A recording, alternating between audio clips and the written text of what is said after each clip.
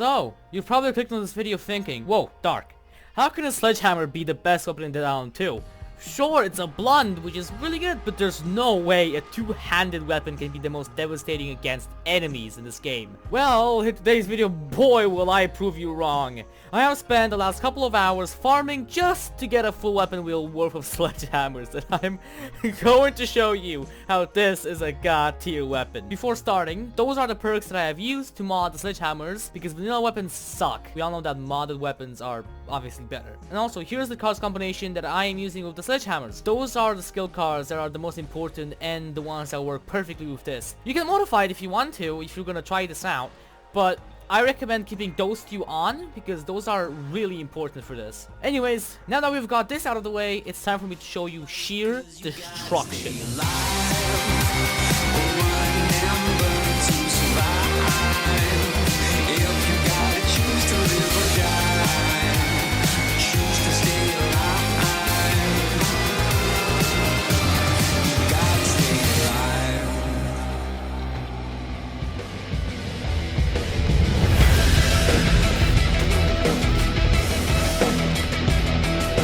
Now we all know that the game has different types of zombies, specifically in the category called Apex. Those are the strongest kinds of enemies that you can come across, ranging from the Crusher to the Mutator. Now they might be tough to fight against, but with a sledgehammer and the right set of cards, they can be taken down quite easily. I have fought every Apex variant and I've got an approximate idea of how many hits it takes to kill every Apex zombie. The first one being...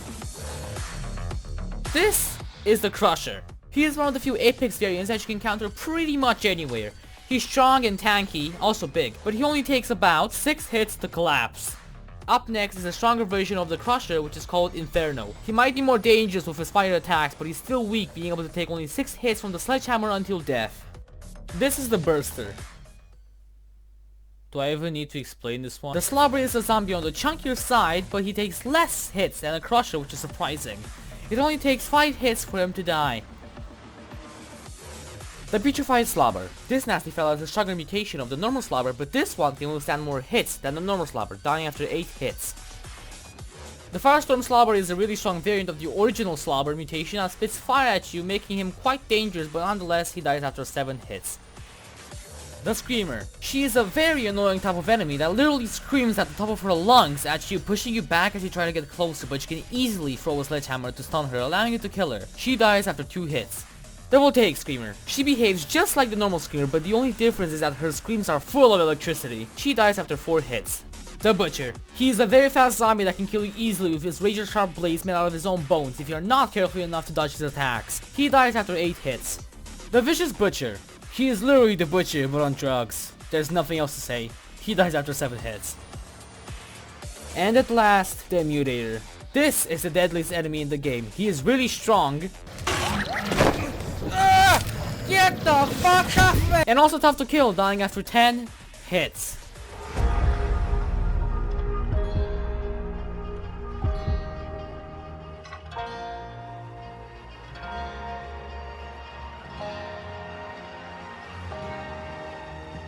As you can see, the sledgehammer is great. It can turn any Apex variant into mush in a short amount of time, but other weapons can also do that. But what makes the sledgehammer so good when there are clearly other weapons that are much better, like katanas, machetes, and other weapons that can slice through enemies? It's the feel of the weapon. That's what it is. The weapon itself feels great. Just think about a slayer with a huge ass hammer smashing everything in his path. But yeah, it's pretty simple. I find it the best because of how funny it is. And because Sam B literally uses a sledgehammer. Stand the fuck back. It's hammer time. It's a fun weapon to use, but there are also other factors besides this stupid point that I'm trying to make. With the skill cards that I have shown you, it can definitely be an extremely OP weapon. The sledgehammer is all about using combos. For example, this skill card right here gives you a pretty good damage boost when you throw weapons at zombies. This skill also gives you a small boost of damage, and there are also cards that make you a tank, giving you a big toughness boost. Then there's the autophage, which matters a lot, especially when it is at tier 3, giving you a moderate damage boost on every kill. It's all about how many damage boosts you can stack using it. Every time I play with a sledgehammer, I start with a weapon throw, giving me a damage boost right off the bat. Then I make my way through groups of zombies zombies in seconds, gathering every single boost possible, making the weapon go from 1,823 damage to a whopping 3,051. Don't forget the fact that the power of the Sledgehammer can also be affected by your Slayer. The best Slayers in my opinion for the Sledgehammer are JACOB, because of his permanent skill that gives him a stackable minor damage boost, and because of his critical hit skill that gives him a moderate critical damage boost when stamina is low. The second Slayer will be Ryan because of his permanent skills and his unique skills too. That's why I find it the best weapon. It is funny, powerful, and extremely brutal. But how do you get it? That's quite simple. You can either kill zombies until they drop one, or, the easiest way, buy one from the seller. Buying it is the easiest way and best route too, in my opinion, but you are going to need a lot of cash. So in this part of the video I was supposed to tell you guys that you can always get it from the seller that lives in the Ocean Avenue Mall, but I did not know that the Sledgehammer is actually part of the pre-order Pulp Weapons pack. So if you don't have the weapons pack, then you can just pray that you can find the seller that can give you the Sledgehammer. That's pretty much it. The Sledgehammer is truly the weapon of all time. If you enjoyed this video, feel free to subscribe to the channel if you want to, and don't forget to drop a like and leave a comment because I read every comment, so I love to hear your feedback and opinions. Thanks for watching, and I'll see you guys another time.